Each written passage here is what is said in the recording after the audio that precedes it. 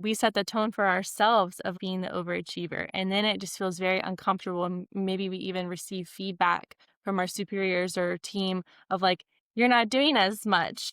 And then that can like really mess with us. I know that's at least the case with me. I'm totally sharing like a personal experience where it was like coming in guns blazing. I kind of did that to myself in some ways because I was operating from that place of trying to prove myself. And then when I did start to try to take care of myself, like work normal hours and not work during my lunch break or answer stuff on the weekends, it was immediately met with, Savannah, you're not doing as much anymore. And then it was how much people benefit from like that over giving. It kind of turned into this narrative of not just what's happening to you, but we want more of that. But we don't want to pay you for more of that. We just want more of what you were doing and what you were willing to do at this amount of money. And now that you're going back to your job description, it's just this like a whole messy thing. Yeah. It's pretty interesting how there's just so many moving parts that can lead to those behaviors. Yeah. And some of it's like setting up expectations and cultures that aren't aligned with our like natural physiology. Like you were talking about the Mhm. cycles as you go through a month-long process.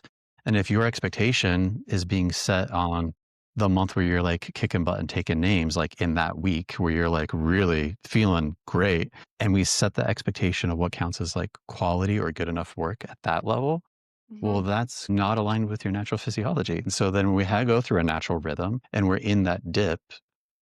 Now we have the gap between what you've set normal performance as versus what is normal for you actually that week. And now we're being held to like an unfair standard.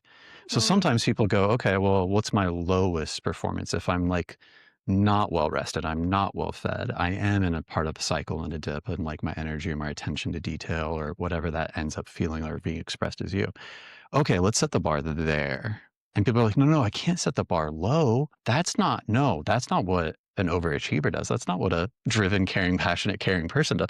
It's like, well, we're all going to have a bad day. We're all going to maybe have things that show up in our personal lives that distract us from work, where work isn't the most important thing, nor should it be. That's pretty normal and natural for most of us. But because we have this expectation of like wanting to set the bar so high, that it almost becomes impossible to meet it. Might do that to ourselves, but once we've done it, like you said, now the expectation not just lives in your own mind. You've shared it with other people where they have that expectation of you and they're holding you to that standard. Even as you're trying to give yourself a break, they're not allowing it. And that's really challenging too. Yeah.